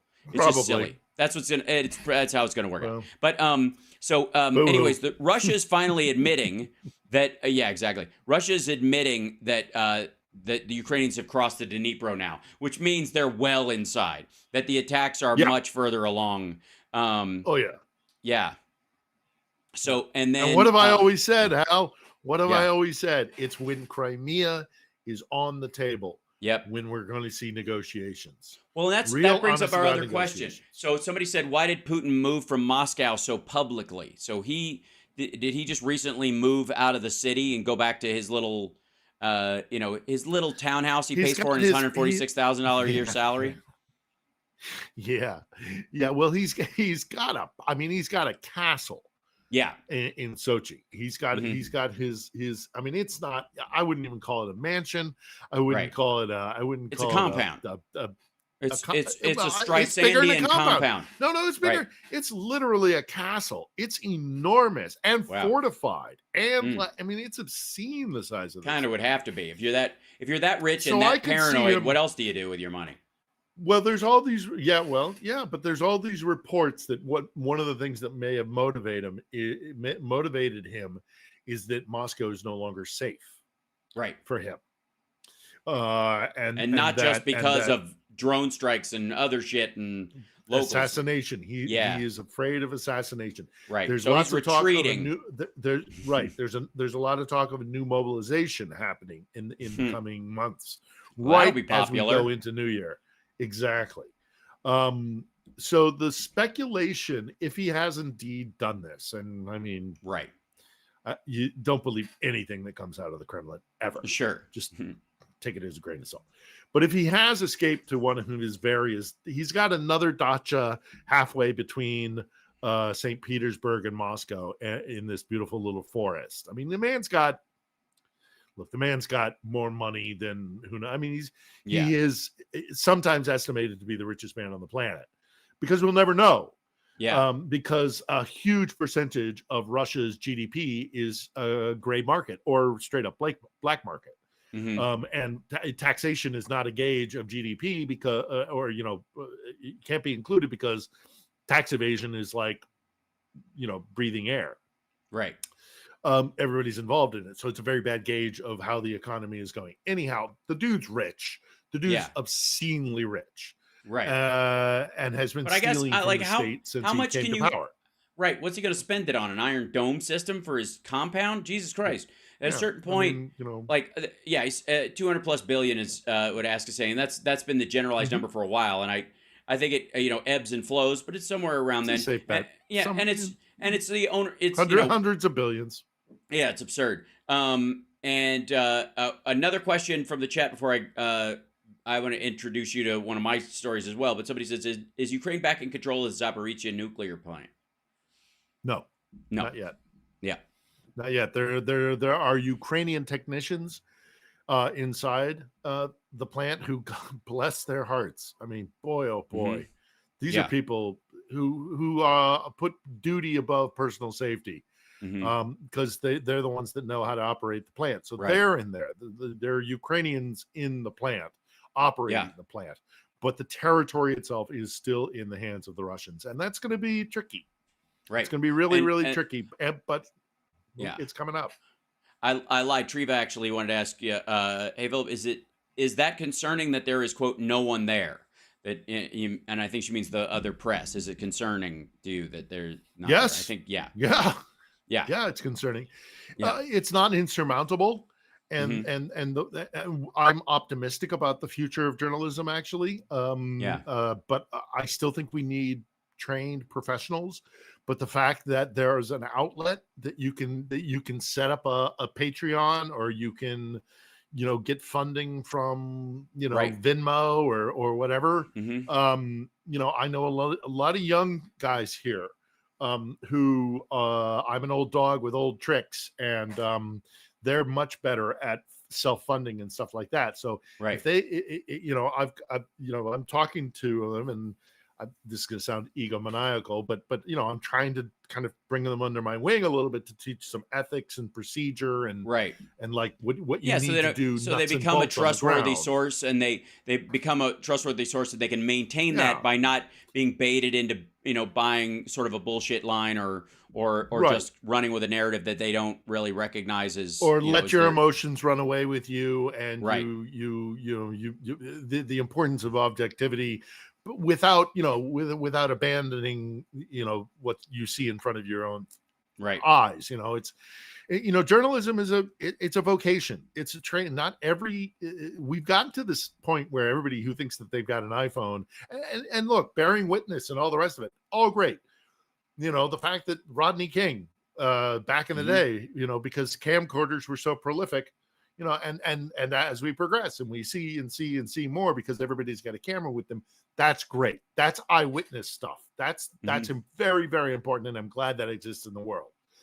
But a journalist is a trained professional. That's my Yeah. opinion. Who can Citizen vet what journalism the is important, yeah, you can vet what but you're but getting as far right, as source material as well, for yeah. its And usefulness, that's not just trustworthiness, ego. and It's not verification. just No. ego. I really firmly believe that a journalist is a trained professional. Right. Well, look And at you the and look at the you footage know, coming out of the October 7th attack, where you had you know journalists, allegedly journalists, freelancers that worked for Reuters and CNN. They've been sending pictures in for a long mm, time. But one of them was waving yeah. a grenade on his way to the music festival, and he engaged in one of the rapes. It was another guy was taking pictures in front of the one of the blown up Israeli tanks, and basically cheering it on, sending footage. And he did like two versions of his footage, one that he would send to CNN and one that they would link to, all the like Put Hamas. on Telegram or Yeah, something, right. and Yeah, that kind of shit. So it was like one like nice pretend version and one evil version where he's like holding up the head of a dead person and dropping him and going, check this dead woman out. And then walking 8 feet over and going, oh my God, this thing is happening and look all around us, fire and stuff, and sending that to CNN. And CNN doesn't realize that in the seconds prior to the clip that they aired on their network, this guy was just engaging in some evil himself, like that kind of stuff. Real quick, there was a big thing with a big kerfuffle with Turkey in the last couple days, because Russia boarded a ship in Turkish waters, guns ablazing, fired at the ship for not stopping, and boarded it, and then posted footage of themselves. And apparently, I guess Erdogan is none too happy about it, but they posted it on social media. They fired warning shots at it, pulled it over. They're yelling at these guys in English. The video is verified; it's real, and apparently, Erdogan is pissed. I'm like, dude, I don't know what to tell you. Like, maybe you should be a better member of NATO then. Yeah. Well, they hate each other. They hate Right, each other, which is weird. Erdogan and Putin. And then also, I mean, there's a long history between Turkey and Russia and the Black Right. Sea. So much of this is literally about the Black Sea. Yeah. And like Crimea used to be part of the Ottoman Turkish Empire. Yeah, the Turks that got whole broomed out of there. stretch- Yeah, there's a lot of the When they folks that were became on when Crimea they were moved, yeah, by the when Russians. they became what was called the sick man of Europe in the kind of Hmm. later stages of the 18th century, all through the 19th and then into the 20th century, where they had expanded way, way too quickly and they were contracting and all sorts of the problems that were happening with Turkey, and Russia took advantage of it. So there's no love lost there. Yeah, But part of this is they can't enforce the blockade. They can't stop the food blockade of right, ships that are leaving Odessa and other coastal towns, west of Odessa. Um, right. they don't have the capacity. They Hmm. can't do it. So for them to have done it inside Turkish waters indicates how desperate they are. They wouldn't Hmm. do it if it wasn't. I mean, they would. They can't do it in international waters. They can't do it on the coastal waters of Ukraine It was too because late. they'll end up like the Moskva. Right, exactly. There'll be a, They'll there'll be be a fired upon. coral reef. Right. And the I guess it's too late. Like it's almost like they chased it and didn't catch up with it until it was in Turkish waters. That's how far behind the eight ball they were with it. And ultimately, Mhm. what happened? They pulled it over, held the entire crew at gunpoint. It's a I want to say it's like a Turkish people on it, like workers, but it was like like somewhere like it was like Far East, where one of those like a little small country, like the Burkina Faso of Southeast Asia or whatever, that it was licensed in or what have you, and just made everybody mad. Just like they were so, and it was just full of grain, and it was like this grain's got to get somewhere. We've already sold this stuff. Like, what do you get off our Yeah. boat? Like that's all it was.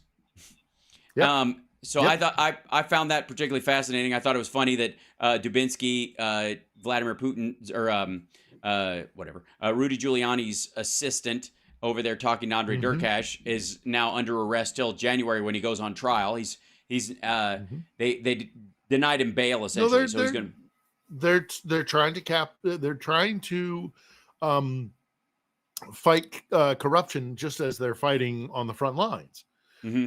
It's really important to them. I mean, like the guy that was accused, not accused, the guy who was claimed to be Zelensky's oligarch backer, even Hmm. he is facing some lawsuits Right. when it comes to corruption. So they're by and large, and the fact that it took as long as it did is, I think, because they really wanted to dot their I's, cross their T's, Sure. um, make sure that all things under all different articles of law were adhered to. Hmm. One of the problems with law and law enforcement in this part of the world is that the laws are purposely written, not for, it's not a coincidence, but they're Byzantine laws. These are laws that are on top of other laws that contradict them, on top of laws that contradict those, on top of laws that, so it's made that way on purpose because there is no rule of law in the former Soviet Union and in the Russian Empire. They didn't believe in the rule of law. They don't in Russia believe Right. in the rule of law. They use this purposefully so that these Byzantine contradictory laws exist, so that if one advocate for one injured party as opposed to another injured party, if your advocate or your money or whatever it is has better, you can use, there's a set of laws here that will support you, but then Right. there's a set of laws over here that will, and all that matters is not the law itself, not what's written down, Right. but who can use the law system better, and it's Yeah. normally by cash and power. This is the legal system that Ukraine is actually trying to get rid of, and I've encountered it because I was burgled. My apartment was broken into and some stuff was stolen from me, and we had suspects and we pursued it.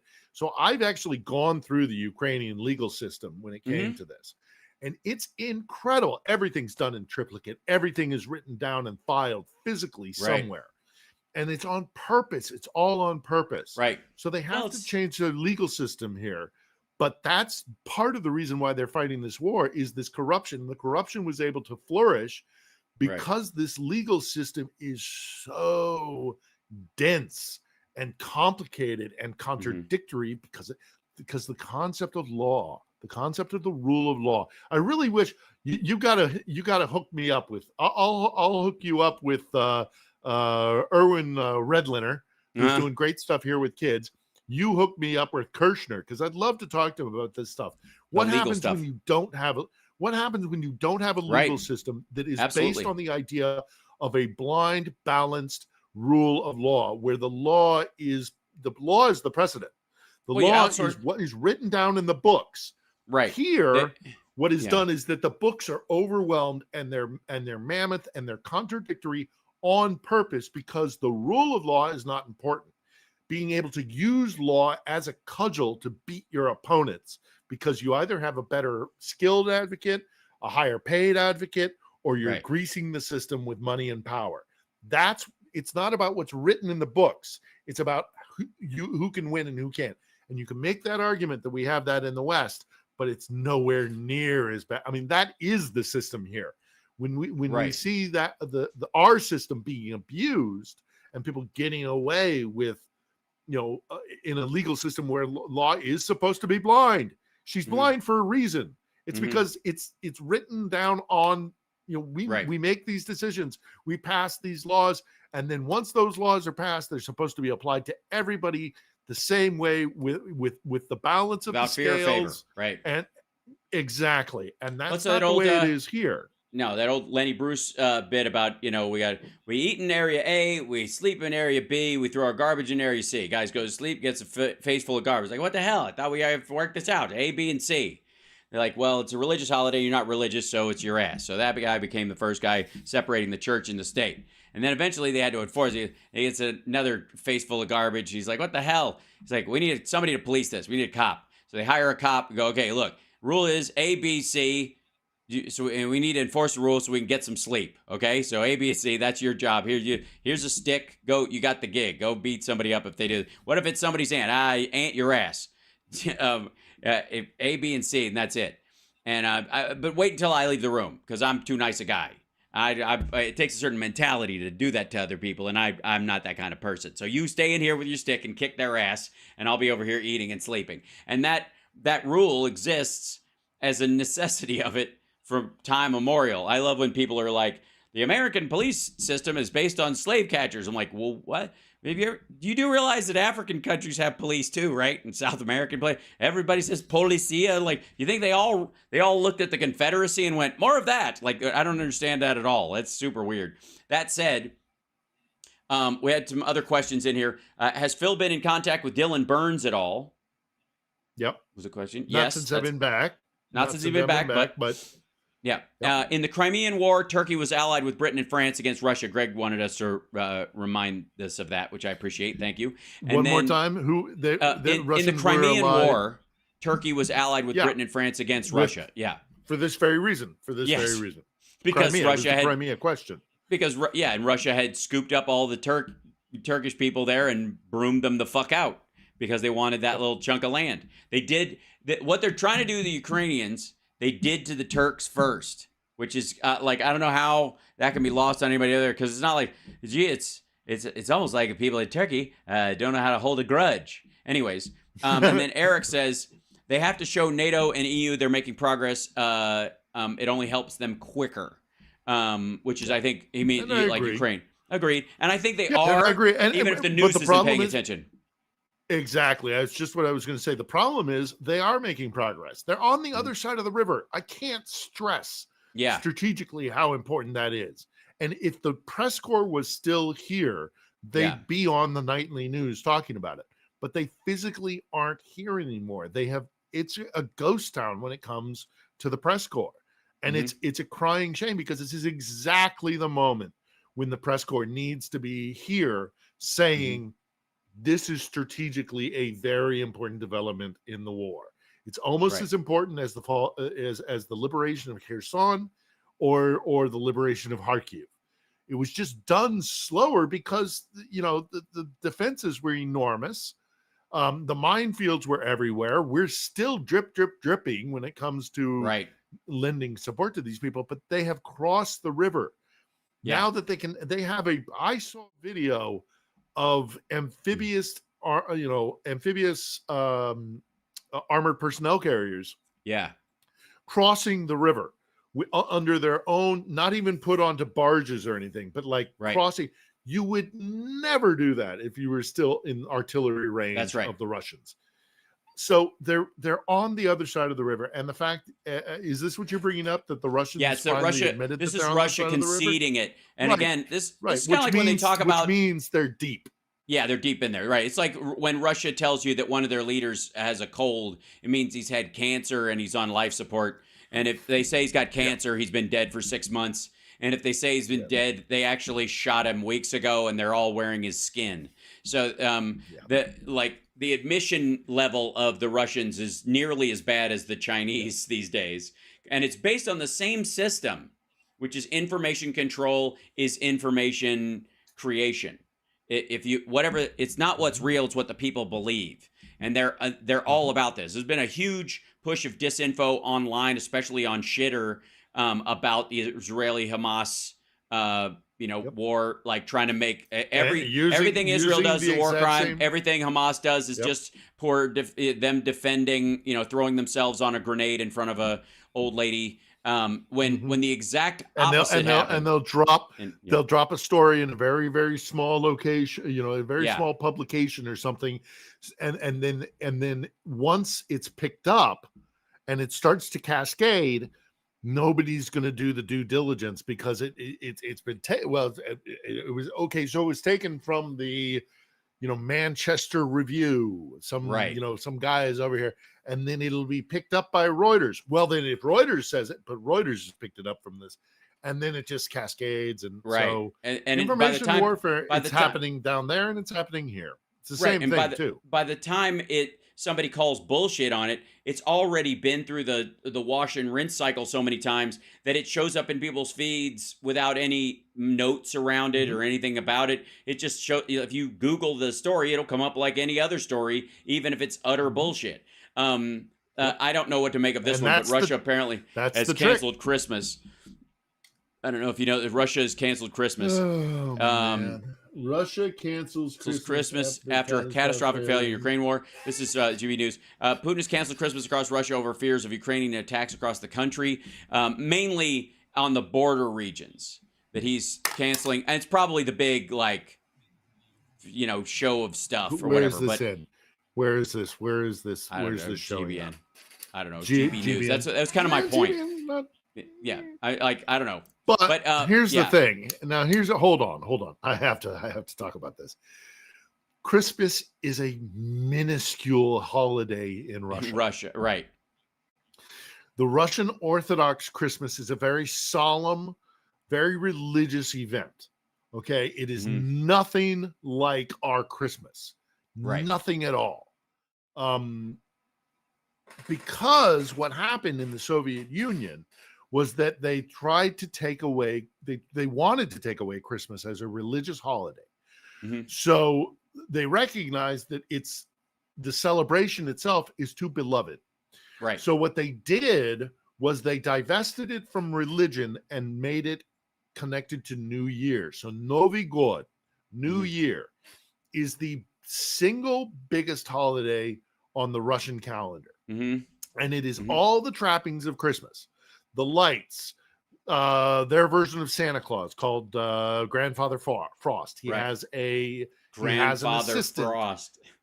Yeah, he has an assistant called the Snow Maiden, who is either his daughter or his wife. Or both. It's very disturbing. And she keeps jumping over the fire and she melts. Blah blah blah blah blah. It's actually very beautiful. It's actually Russian Christmas traditions are really, really lovely and beautiful. Right. But what they did is they took all the trappings from the religious Christmas and they put it on the New Year's. So while Christmas is still a holiday that is recognized and celebrated, it is a very quiet, solemn, personal. You go to church, maybe you eat. There's a certain bread that you eat, and there are certain prayers that you say. But it's not a celebration of life. It's not Mhm. a celebration of winter. It's not a Why would you celebration. ever It's not celebrate summer something that is Yes, without end and painful? You foolish man. Why in the world? You want to celebrate So- what? The sun coming up one more day, tormenting me with its goldenness, trying to make me think things are good. Things are tui. I tui. There's two more questions. Where is Moose and Squirrel? Yes. I mean, it's so anyhow. So the only point I make with that is that Right. my alarm bells are going way off with that Right. article because Christmas ain't no thing. Right. It's New Year's. Yeah. Well, it was Christmas and New Year's. They just kind of rolled them into one because I think for the very same reason. Because I explaining haven't it to read other the people. article. They said Christmas and New Year's in the body of the article because I don't It's think also not- I think for that I- very I- same I don't reason buy you it. had to explain it to us. Yeah. Last two I questions. also don't buy it. They're still going to have celebrations. Sure. Anyhow, go ahead. Are there any plans to have a huge concert in support of Ukraine? I think there've been a couple, but in Europe there was one. Yeah, But should be more. I hope I agree. so. I think there should be a big rebuilding concert after this is over. I think that's the thing. That you play Kiev Sure. and like every year for like the next 10 years, people are playing there to raise money to help rebuild and build schools. Well, they've and all got that kind of shit. Eurovision. Yeah. They've got Eurovision this year officially right. because they won it last year. That's the deal of Eurovision. If Oh, you're yeah. not familiar with that, if you're not familiar with Eurovision, we don't have the time. Right. No, It's we don't. such a bizarre event. The other but one, they won it last year, so by rights they should host it next. I don't. Think and this they is more of a yet, statement so. than a question, but Jam says Ukraine is doing very well from what I've been able to find out, taking out logistics and supplies, transport fuel, moving forward. Absolutely, Command and control. no question. Yep, Command and control. they're doing taking it. out generals, lots of generals. Oh my god! And then there was this one like, I mean, it's just a meat grinder right now, especially around Avdiivka. I don't get it. Like, it's worse than Bakhmut as far as Russian losses. Nobody understands what the fuck they're up to. And why? Why? Yeah, right. It doesn't make any sense. All that Yeah. entire sector, Bakhmut, Avdiivka, that section of the line, all you're doing is winning territory to the next transportation hub. Right. That's all it is one transportation hub after the next, Right. which means that the Ukrainians have depth. They can fall back to more and more Right. of these things, and all Russia is getting are more roads. Whereas Right. what Ukraine is gaining on the other side of the river in the southern sector of the front lines Right. is territory. actually strategically really important. Right. That will allow them to flood the eastern side of the river with armor Yep. and mini material. Yep. It's very bizarre. It's very bizarre. Well, it's more of the tactics we've come to expect, quite frankly, from Russia, because I don't know why we continue to be surprised that they suck, because they do. It's amazing to me, and and we'll talk more about this on Saturday because there will be progress to be made. So I look forward to talking to you then. Everybody should follow Philip Ittner or Ittner Philip on Shitter, but also follow Philip Ittner on YouTube and check out his vlogs and keep abreast of the human side of the Ukrainian battle for independence. I'm staying here. I'm not going anywhere. So Excellent. I'll be here. I look forward to visiting one day soon. We'll figure it out. Will. All right. Take care. Thanks so much. Yeah. All right, guys. Cheers. Take care. Right. Bye-bye. See ya. And chat room, thank you guys so much. It was a long one because I was on Steph's show and then I rolled straight into this one. So thank you guys for a great show as well, for being here. Don't forget Venmo, patreon.com/AlSparks if you want to support the show. And then, of course, thank you for the super chats and all the other stuff. We'll see the credits as we roll by. I got to go rest my voice. And I'll see you guys this afternoon at 3 o'clock for the regular show where we have clips galore. And can I show you one thing as I go out the door? Can I do this? Because it's just going to... now, real quick. Sky News, and those of you don't know, is the Australian news agency that it's owned by Rupert Murdoch, and it works out of the UK as well, but it's largely an Australian news agency, and famously it's very pro-Trump, very, very pro-Trump, very anti-Biden. Yeah, good. Yeah, you see that all the time. Well, well, shit a brick. Look at this story out of there. This will send you home with a smile on your face. This is Sky News, ladies and gentlemen. This is like the equivalent of Fox News off the chain.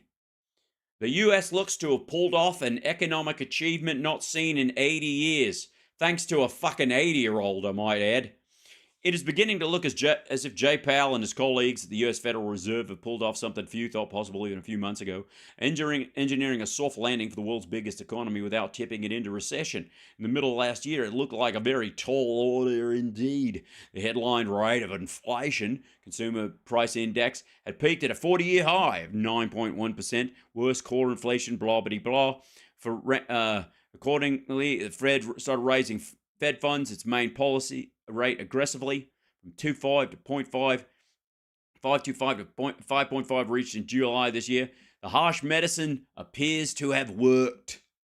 Tuesday brought news that the CPI in the U.S. fell from 3.7 in September to 3.2 in October, while crucially the core measure fell from 4.1% to 4% in October, a level not seen since September of 2021. Even though the figures suggest U.S. inflation is not quite back at the Fed's 2% target rate, the readings have intensified hopes the central bank will not only raise interest rates again from here, while even bringing forward the date when it may start to be able to begin easing monetary policy. Yeah, exactly. Hal called it. You goddamn right I did. Goldilocks economy. Thanks, Joe Biden. Just saying. I'm just saying. So anyways, I love you guys. I will see you guys this afternoon. Take care of yourselves and take care of somebody else. I'll see you later. Good Lord. Am I only doing like marathons these days? And look, some people accuse me of doing these Midwestern goodbyes where I don't know when to shut off the show. And